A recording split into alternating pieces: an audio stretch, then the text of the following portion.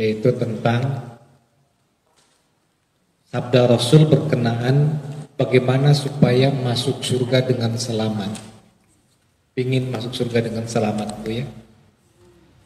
Jadi kalau ada pertanyaan, ada enggak amalan yang jika kita lakukan itu bisa membuat kita masuk surga dengan selamat? Kalau dengan selamat berarti dengan lancar. Ternyata ada, ibu-ibu. Ini dalam sebuah dialog antara Rasulullah SAW dengan para sahabatnya. Nah, di sini datangnya dari Abdullah bin Salam radhiyallahu an dengan derajat hadis yang sahih. Dikatakan bahwa Rasulullah SAW bersabda, "Ya ayyuhan nas, wahai manusia, absus salam." Ini yang pertama.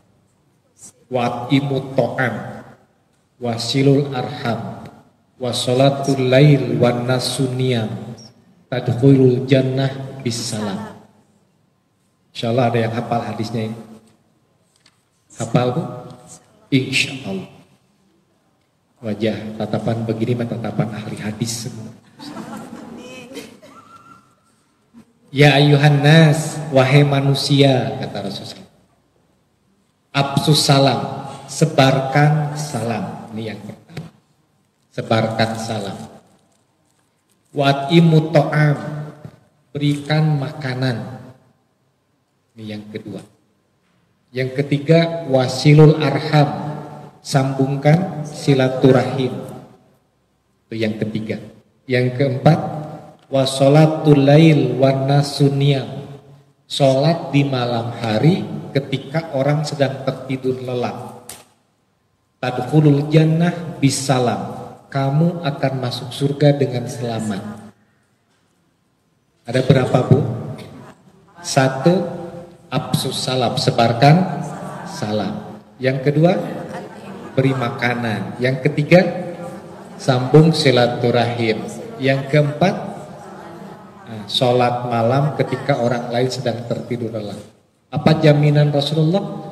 Tadkhulul jannah bisalam, kamu akan masuk surga dengan selamat. Amalkan 4 hal itu, ibu-ibu, dalam kehidupan kita. Maka Rasul bersabda, kamu bakal masuk surga dengan selamat, dengan sejahtera. Gampang, Bu ya. Sebarkan salam, apa maknanya itu? Bertemu dengan siapapun, ucapkan salam. Orang yang paling baik di antara kalian, kata Rasul, orang yang paling dulu mengucapkan salam kepada saudaranya. Itu orang yang paling baik di antara kalian. Mengucapkan salam memang hukumnya sunat, tetapi menjawab salam hukumnya wajib. Maka kalau ibu disalami oleh seseorang dengan ucapan assalamualaikum, selagi apapun emosi dan kondisi psikis ibu, wajib menjawabnya. Misal ini mah ya, ibu lagi kesel sama saya, kesalnya kurang ajar sih ya. Tapi misalkan ibu lagi kesal sama saya salamin, assalamualaikum. Ibu ngejawab dengan ngejawab tapi dengan ketus, dosa jatuh bagi ibu. Kenapa? Karena menjawab salam itu wajib. Gitu. Maka sebenarnya ibu kalau dilihat dari sisi psikologi, orang kalau lagi ada sedikit sengketa, cara terbaik untuk supaya cepat rukun adalah dengan ketemu ucapan salam. Karena mau tidak mau itu dia mengharuskan menjawab salam. Dalam hadis lain Rasul bersabda begini, ibu-ibu. Tidak akan masuk surga di antara kalian kecuali tahabbu, kalian saling mencintai. Jadi kata Rasulullah SAW, hadis lengkapnya begini, la tadkhulul jannata ahadukum hatta tu'minu. Tidak akan masuk surga salah seorang di antara kalian sehingga kalian beriman. Wala tu'minu hatta tahabbu. Dan kalian belum dikatakan beriman kalau belum bisa saling mencintai. Dan Rasul kemudian mengatakan, tahukah kamu Apa yang paling terbaik dan itu bisa membuat kamu saling mencintai? Sebarkan salam di antara kamu. Jadi dengan kita saling menyapa dengan ucapan salam itu bisa merekatkan hubungan satu sama lain, bisa menghadirkan cinta dari Allah, bisa menjadi tanda keimanan kita, dan dengan sebab itu kita bakal jadi ahli surga. Ibu, kalau ibu ngucapin salam sama orang lain kemudian tidak dijawab, bagaimana perasaan ibu? Kesal. Kenapa harus kesal? Berarti ibu ngucapin salamnya bukan karena Allah, tapi karena ke orang itu. Coba kalau ibu prinsipnya saya ngucapin salam karena menurutin perintah Allah, ngikutin sunnah Rasul. Orang mau ngejawab mau tidak, kita akan tetap ngucapin salam. Kenapa? Sabda Rasul bersabda begini, apabila kita ngucapin salam kepada seseorang dan salam kita tidak dijawab, maka sesungguhnya malaikatlah yang menjawab salam kita. Perlu kesal lagi nggak kalau begitu? Tidak. Sebenarnya kenapa? Karena yang menjawab salam kita bukan lagi orang itu, tapi malaikat. Dan malaikat kalau ngucapin ngejawab salam kita, pasti doanya diijabah Allah. Maka pertanyaannya, mending dijawab oleh malaikat, mending dijawab oleh orang itu?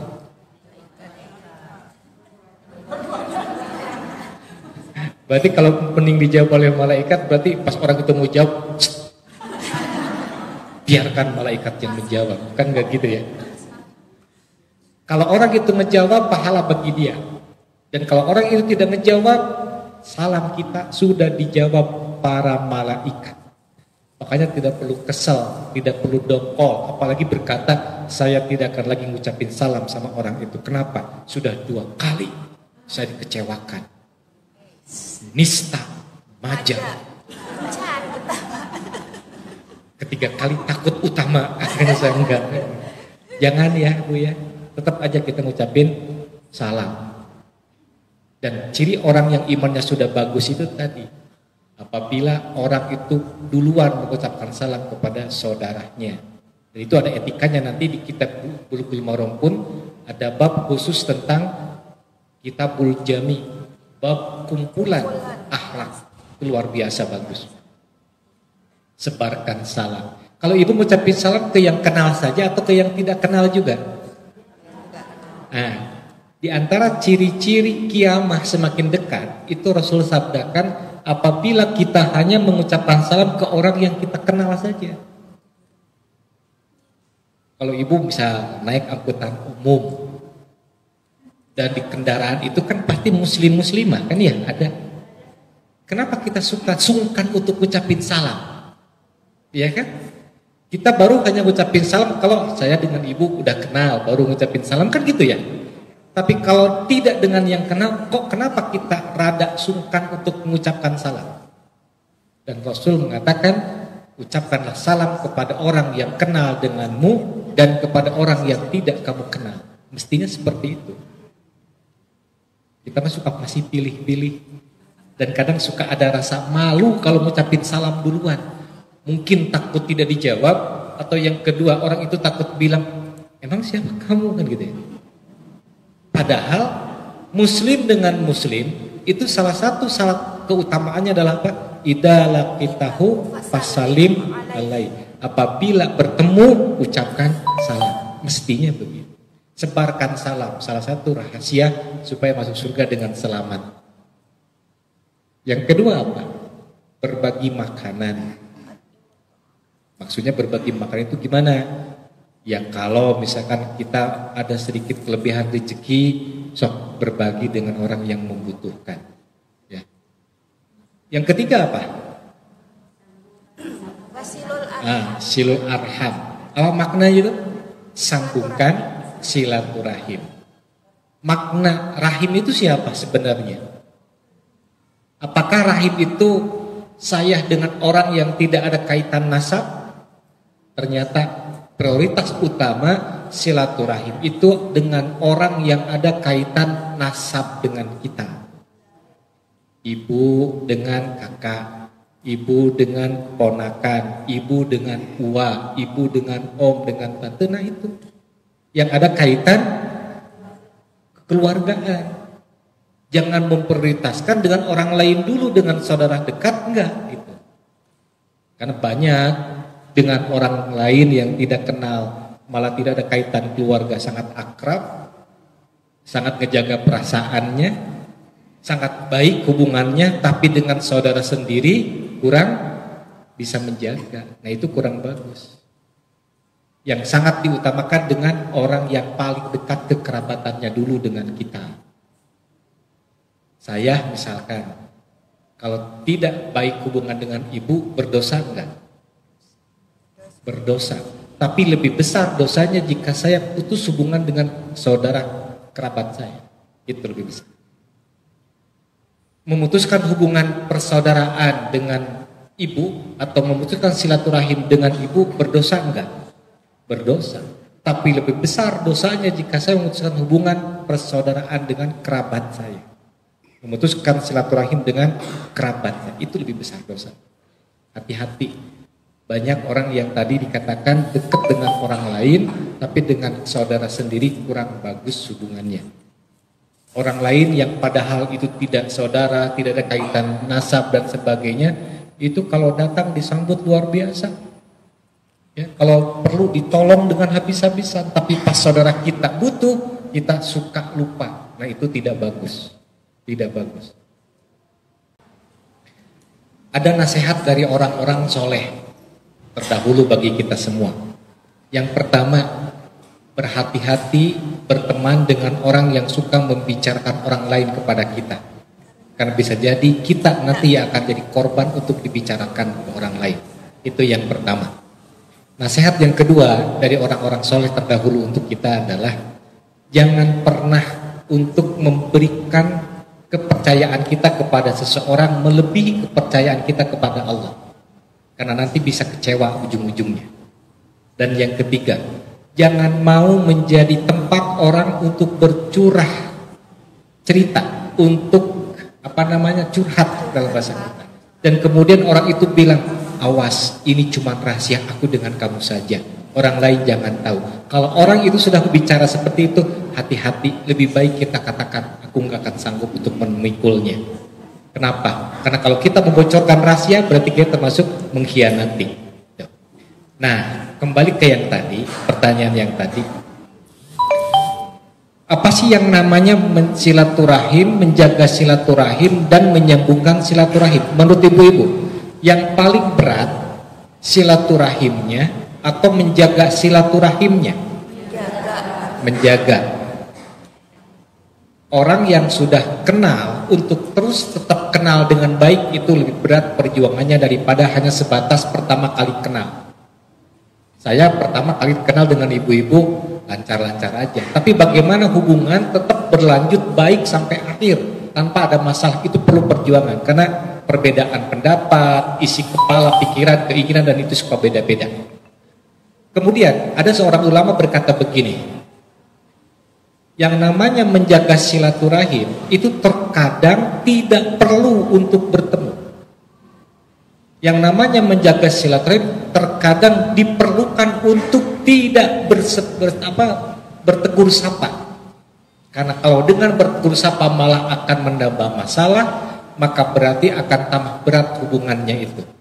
Kalau seandainya tidak bertemu, kalau seandainya tidak bertegur sapa, kalau seandainya tidak ada kontak, malah itu lebih baik untuk memperkecil peluang dosa. Itulah yang disebut dengan menjaga silaturahim. Kalau contoh, kita punya saudara kita kalau sekali datang itu ngomongnya kemana-mana.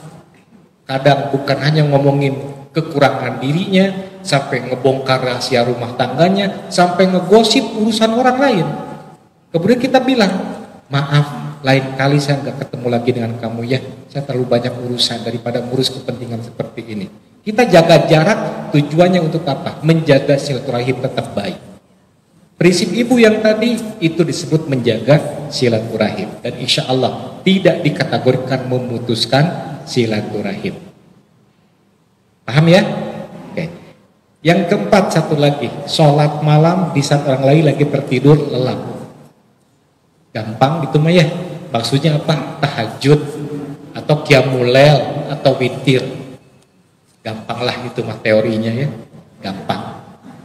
Sholat malam kok. Ya. Ketika orang lagi tertidur terelak. Maka apabila sebarkan salam, berbagi makanan, menjaga silaturahim, kemudian sholat malam di saat orang lain tenggelam, Rasul sabdakan, kamu bakal masuk surga dengan selamat, insya Allah.